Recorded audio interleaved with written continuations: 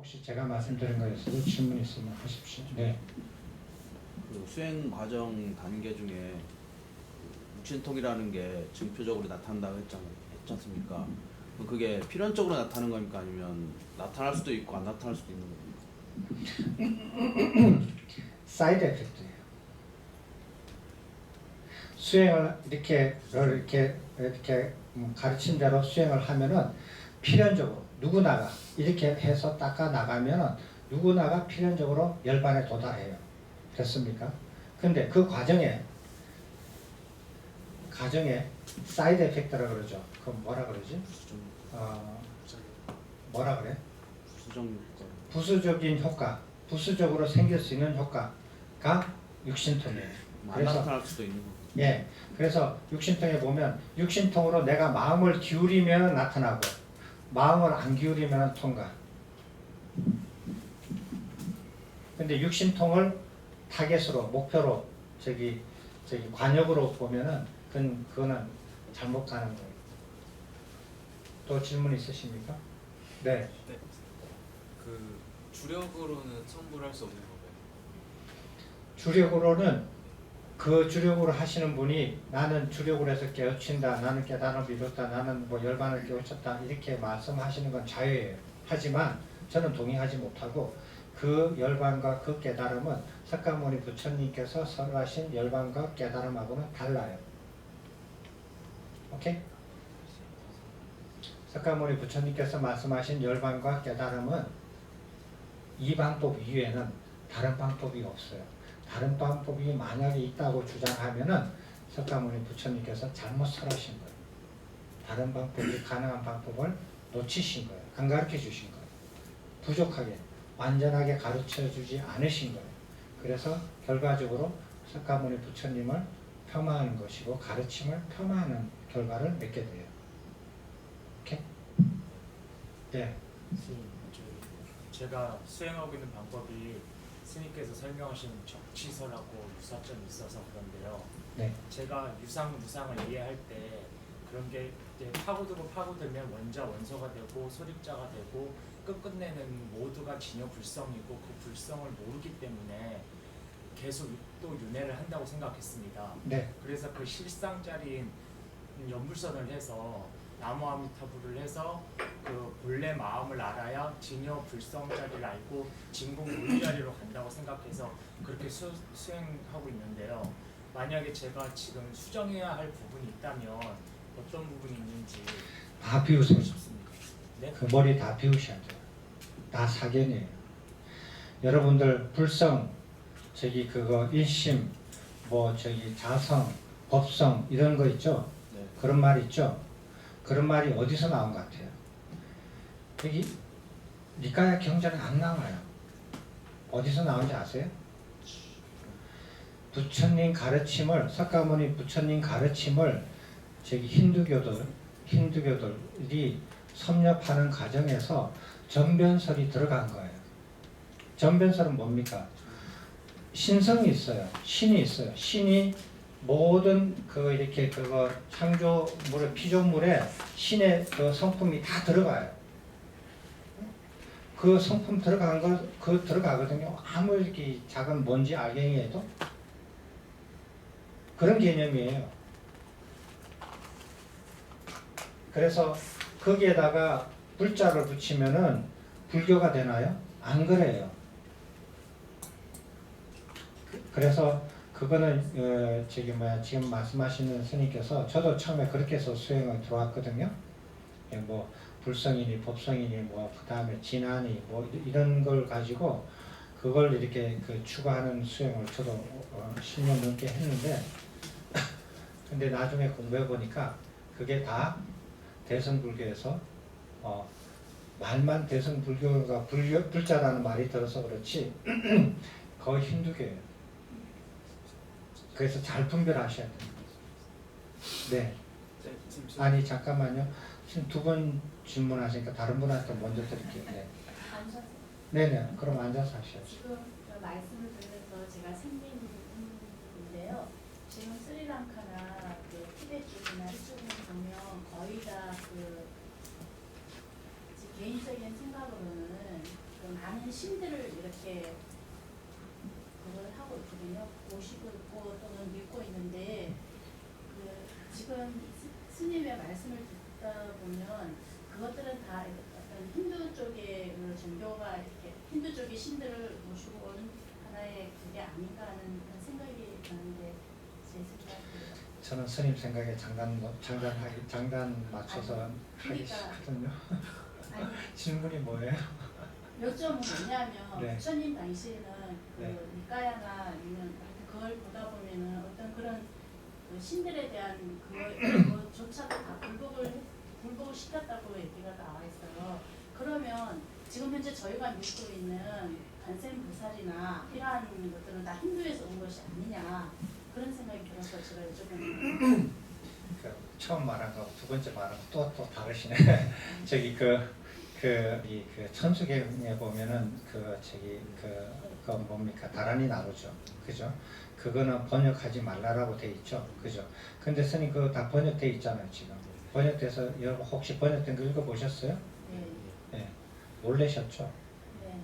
예, 전부 다 인도에 있는 지방 신들을 이렇게 불러서 모시는 거예요. 우리나라로 말하면은 계룡산 산신이여, 저 백두산 산신령이시여, 저기 한라산 산신령이시여 이렇게 부르는 거하고 똑같아요. 그걸 계속 하시든 말든 그건 스님들의 자유예요. 내용은 그렇다니까요. 옛날에 그게 무슨 뜻인지 몰랐어요. 왜? 사전이 없었으니까. 한문으로 그 적어놓은데 그거 무슨 뜻을 알아요? 근데 요즘은 다 알잖아요. 그리고 다 연구해놨잖아요. 뭐 어려운 것도 아니에요. 그냥 읽어보시면 다 알아요. 그걸 알고도 한다면 후회 어쩔 수 없죠. 자기 몫이니까. 또 질문 있으세요? 뒤에? 아까 전에 질문하실 분 하셔요 지금. 질문이 많으실 텐데 시간이 아직 10분 남았습니다. 네, 뒤에 학감 스님. 팔정도 강의하셨는데 팔정도 입장에서 그럼 가나선은 어떻게 봐야 됩니까? 가나선요. 제가 이 말하고 맞아 죽을지 모르겠네. 여기 있네요, 스님.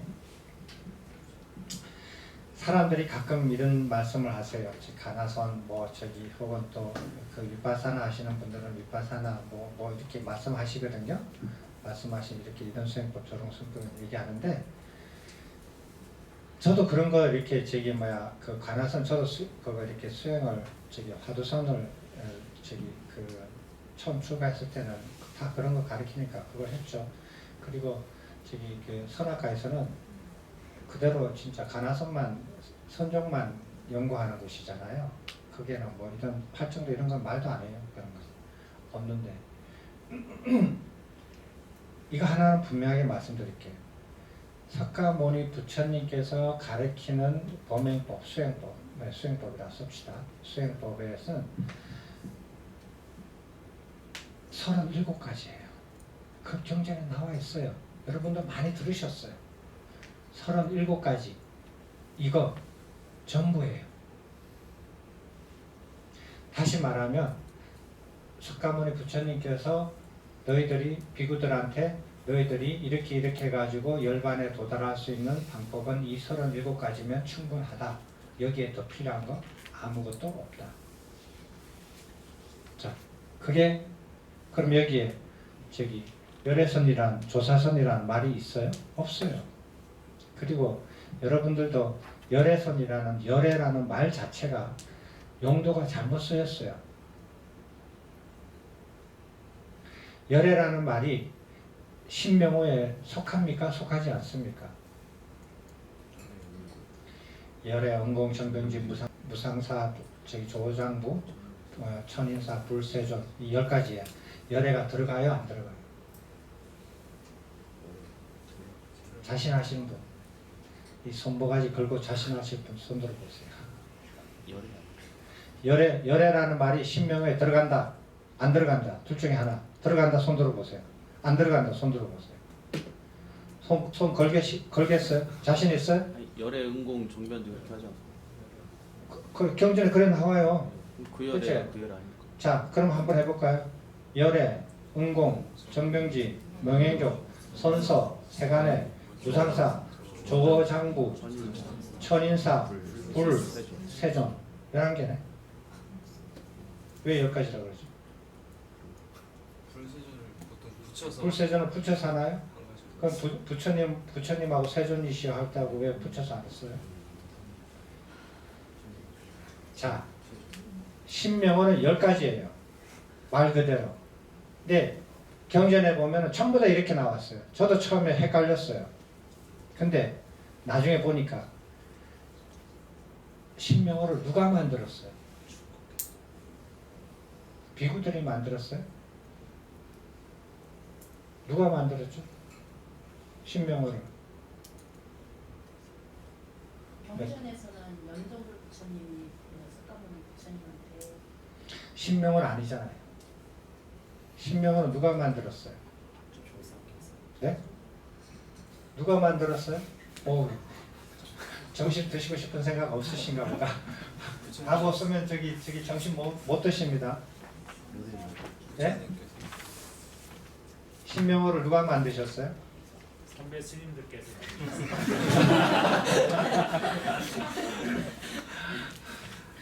설마? 부처님께서 직접 말씀하셨어요. 예, 석가모니 부처님께서 직접 만드신 거예요. 예, 너희들은 나를 이렇게 불러라. 너희들은 열애를 이 10가지 이름으로 불러라. 이렇게 된 거예요. 열애는 1인칭 대명사예요. 다른 사람이 쓰면 안 되는 거예요. 부처님께서 부처님을 지칭할 때만 쓰는 1인칭 대명사예요. 근데 열애선이라고 저렇게 쓴 거는 3인칭으로 쓰는 거거든요. 저거는 부처님을 폄하하는 얘기예요. 저 용례 자체만. 지금 사람은 저런 용례에 익숙하지 않지만 옛날 사람들은 굉장히 엄격하게 용례를 잘 아는 시대거든요. 그럼에도 불구하고 저렇게 썼다라는 말은 부처님을 대놓고 폄하하시는 사람들의 무리들이에요. 그건 무슨 소린가? 왕이 있잖아요. 대왕이 있어요. 황제가 있어요. 황제를 스스로 뭐라고 불러요? 짐이라고 불러요. 근데 어떤 사람이 제3자가 짐 하면 어떻게 돼요? 네? 짐이 말이지 오늘 저 짐이 말이지 오늘 내가 갔더니 저 짐이 뭐라고 했느냐면 짐이 이렇게 얘기했어. 이렇게 하면 어떻게 돼? 2인칭 대명사로 쓰면 어떻게 돼요? 네, 목 잘립니다. 3인칭으로 써도 그래요. 이게 짐의 집, 자기 집을 짐의 집이라고 적어놨어요. 그거 알면 어떻게 돼요? 자기뿐만 아니라 3대가 자기. 용법이 그렇습니다. 짐이라는 말은 황제가 스스로 1인칭으로 쓸 때만 쓸 수 있는 용법이에요. 다른 사람은 절대로 못 써. 2인칭으로 써도 안 되고 3인칭으로 써도 안 돼요. 그거와 같은 게 열애입니다. 그래서 석가모니 부처님께서 경전 중에서 당신을 스스로 1인칭으로 부를 때만 열애라고 써요. 그래서 너희들은 열애를 10개의 이름으로 불러라. 이렇게 해서 열애, 은공, 정변지 이렇게 돼요. 신명호가. 지금도 스님들 저기 불교 TV에 강의를 하면 열애를 신명호 중에 하나로 생각해요. 1, 2, 3, 4도 안 세하려고 그렇게 예를 해요. 그런 스님들도 있어요. 지금도. 그렇게 하면 여러분들께서 그렇게 쓰시면 안 됩니다. 말씀하셔야 돼요. 열애선 이름 쓰시면 안 돼요. 저거는 대놓고 열애를 폄하하는 무리들이 쓴 말입니다. 저기 가나선의 가장 부처님 가르침에 포함이 되느냐 안 포함이 되느냐 떠나서 가장 모순이 되는 게 뭐냐면은 이게 뭐냐면요. 이렇게 저기 외도들의 특징 중에 하나예요. 너 이렇게 하면은 깨우칠 수 있어. 깨달아서 부처가 돼. 그렇게 해서 가르쳐줘요. 가르쳤어. 했어요. 했는데 내가 깨우쳤어요. 근데 내가 깨우친지 안 깨우친지 몰라요. 가서 선지시한테 물어봐야 돼요. 제가 깨우쳤어요? 안 깨우쳤어요? 너 깨우쳤다. 세상에 이런 깨우침. 나는 그런 깨우침 싫어요. 저도 안 해요. 그게 가장 큰 모순이에요. 그렇잖아요. 세상에 세상의 모든 일을 다 알고 모든 걸 다 알고 이렇게 기독교로 말하면 전능정지한 그런 능력을 가지는 그 깨우침을 화두를 깨우쳐가지고 이 세상에 모르는 것이 없이 다 깨우쳤는데 지가 바르게 깨우쳤는지 안 깨우쳤는지를 모르는데 세상에 그런 깨우침은 나는 100개를 줘도 싫어요. 여러분 원하시면 많이 가지세요. 죄송합니다. 감사님. 네, 또 질문 있으십니까? 그래서 여러분들이 이런 수행법을 해야 되느냐 안 해야 되느냐 궁금하시면 이 안에 그 단어가 있느냐 없느냐 확인하시면 돼요. 37가지 중에서 간단합니다. 네. 저는 아까 말씀하셨던 그 불성이나 진화나 그런 게 저는 방편이라고 저는 알고 있었습니다. 그래서 어쨌든 그것도 부처님 법으로 나아가는 그런 길이라고 생각을 하고 그렇게 생각을 했는데 그러면은 결국에 그렇게 생각한 지 2000년이 넘었어요. 그래서 그래요. 근데 저도 그렇게 하고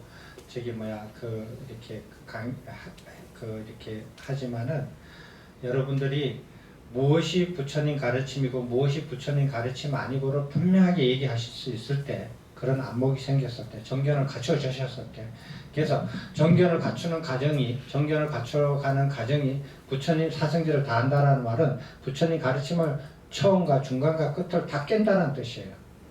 다 깨는 것이 정견을 갖춘다는 뜻이거든요. 그거 사성제를 바르게 한다는 뜻이고 그래서 그 부처님 가르침 전체를 딱 한 단어로 표현하면은 전체를 사성제라고 표현할 수 있어요. 사성제를 보고 안다라는 말은 부처님 가르침을 다 안다라는 뜻이에요. 부처님의 가르침을 다 알았을 때 정견이 생기는 거예요.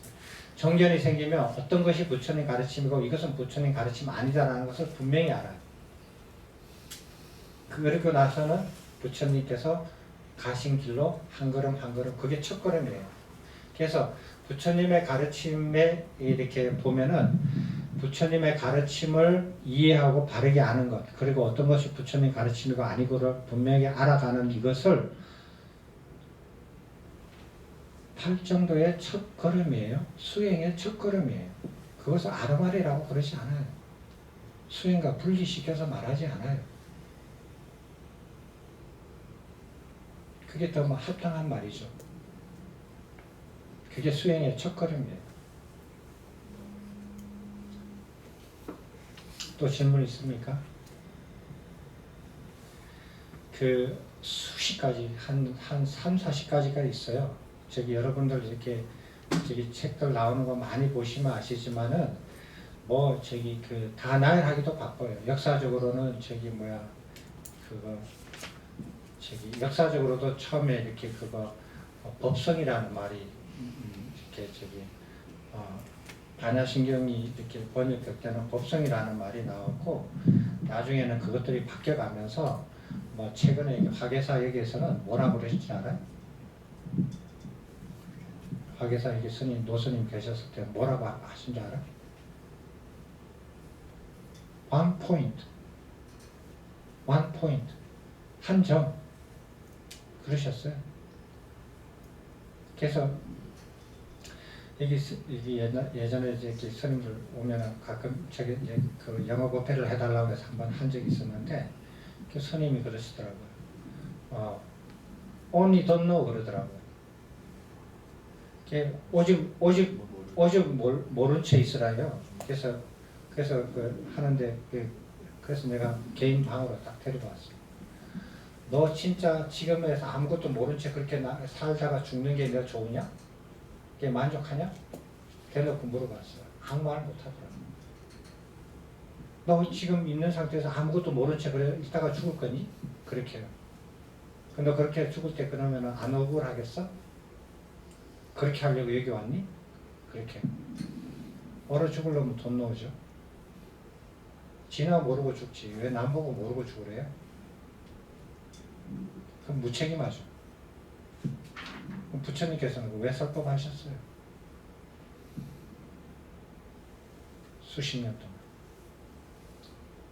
모른 채 죽으라고 설법하시겠어요? 그런 거 아니잖아요. 상식적으로.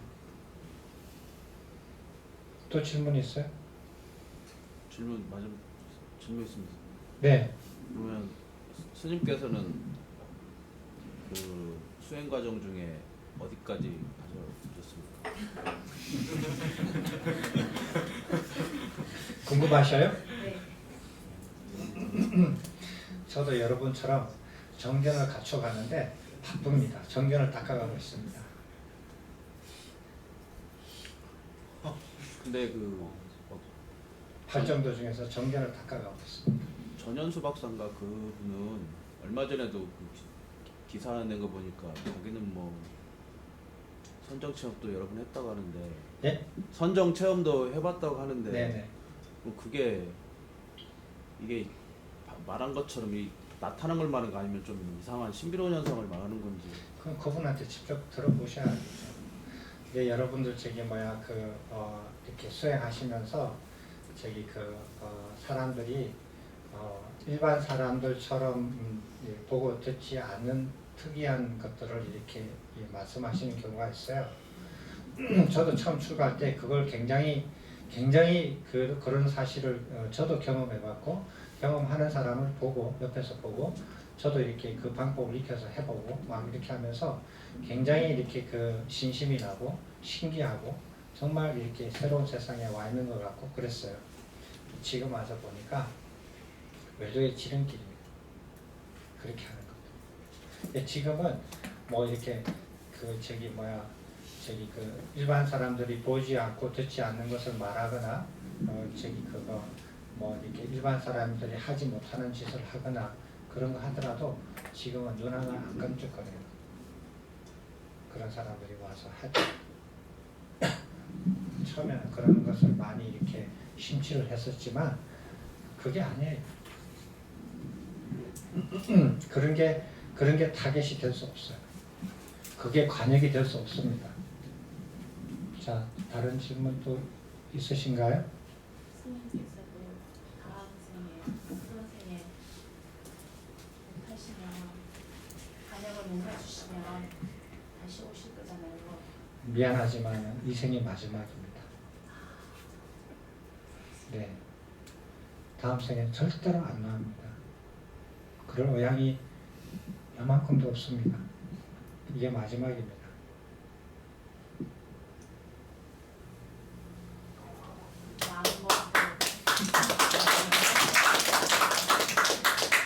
어렵지 않습니다, 여러분. 저도 처음에는 굉장히 어렵고 열반이 저기 생각을 하면 저기 산문 바깥에 절 아래 산문 밑에 있는 마을보다 더 멀리 있는 마을의 어구에 있는 그 정도까지 막 느껴졌어요. 그런데 이렇게 그 경전을 부처님 가르친 경전을 하나씩 계속 이렇게 공부해 가면서 어느 날 열반이라는 게 방문 문턱까지 와 있더라고요. 그래서 친석하고 가까워요. 멀지 않습니다. 몰랐으니까 멀죠. 너무 방법이 가르침이 명료하고 분명해요. 그러나 가르침이 분명하다고 해서 내가 그걸 이룰 수 있는지 없는지는 내가 스스로 이렇게 확인해 봐야죠. 권전을 저 스스로 해봐야죠. 왜? 지금 비구 세대들은 옛날 그 비구들과 달리 사상팔배가 다 갖춰져 있지 않거든요. 그래서 지금 아라한가를 이룬 비구들이 있지 않고 불한가를 이룬 비구들이 있지 않기 때문에 물론 여기 비구는 비구니를 다 포함한 겁니다. 그렇게 있지 않기 때문에 가서 확인을 못해서 내 스스로 해야 되는 불편함은 있지만 그러나 어떻습니까? 가르침이 있는데 해내실 수 있죠. 여러분들도 복잡하게 생각하지 마시고 가르침을 명료하게 공부하십시오. 그 가르침을 공부하는 동안에 지금 알고 있는 가르침들 있잖아요. 내가 뭐 동대에서 배우고 막 이렇게 어른 스님들한테 듣고 배운 것들을 다 없애려고 하면 힘들어요. 그러니까 어떻게 하느냐? 옆에다 싹 재워놓고 한 곳에 재워놓고 계속 부처님 가르침을 배우시면 나중에는 그게 비교가 되고 머릿속 자기 머릿속에서 비교가 되고 정리가 되고 사라져요. 저절로.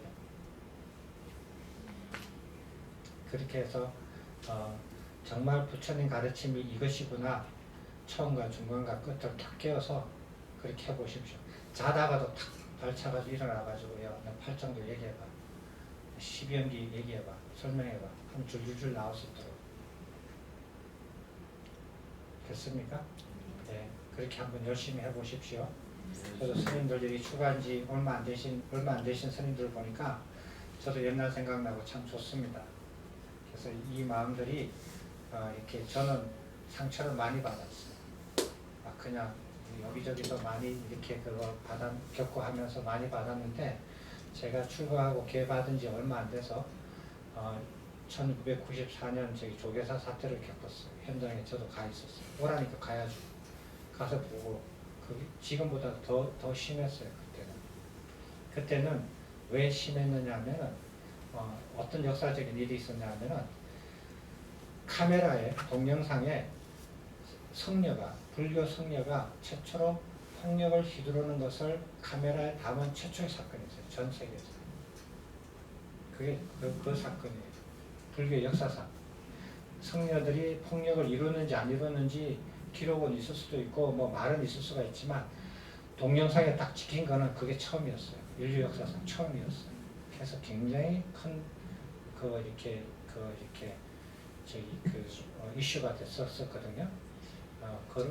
그렇게 하면서 제가 많은 것을 이렇게 동대에서 한 10년 이상 있으면서 정말 많은 것들을 이렇게 겪고 불필요한 것들을 겪고 마음의 상처를 많이 입고 혼자 지리산에 가가지고 이 공부를 해낸 거예요. 여러분들은 저보다 더 쉽게 편리하게 그리고 출가한 지 얼마 안 돼서 빨리 어느 것이 부처님 가르침이고 아닌 거를 분명히 하셔야 돼요. 잠 2-3시간 자도 괜찮아요. 토굴에 있을 때 전부 그렇게 했어요. 그래서 잠 2-3시간 자면서 좋으니까 부처님 가르침을 확실하게 이해를 하셔야 돼요. 그렇게 하면은 어떤 생각이 드냐면은 사람을 찾아야 되겠다. 스승을 찾아야 되겠다. 무엇인가 어디 가서 물어보고 이것인가 저것인가 물어보고 싶다. 이런 마음들이 사라져요. 다 사라져요. 그래서 어디 가서 이게 맞습니까? 저게 맞습니까? 어떻게 생각하십니까? 물어보고 싶다. 혹은 그런 스승을 찾아보고 싶다. 이런 마음이 생긴다라는 것은 자기가 안전자리에서 공부를 안 했다는 소리예요. 안전자리에서 스스로 하세요. 경전에 봐도 그래요. 남의 힘을 비두지 않고 자신의 스스로 힘으로 알아갈 수 있다.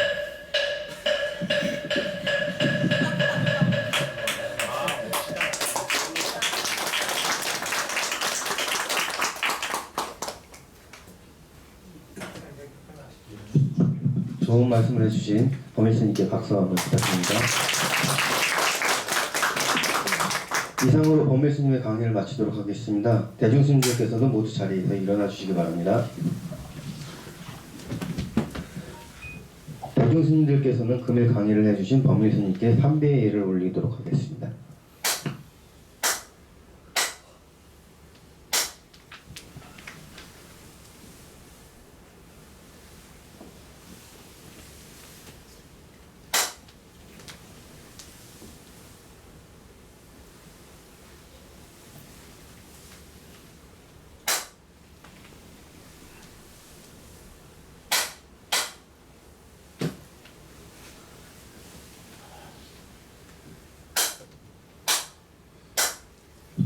감사합니다.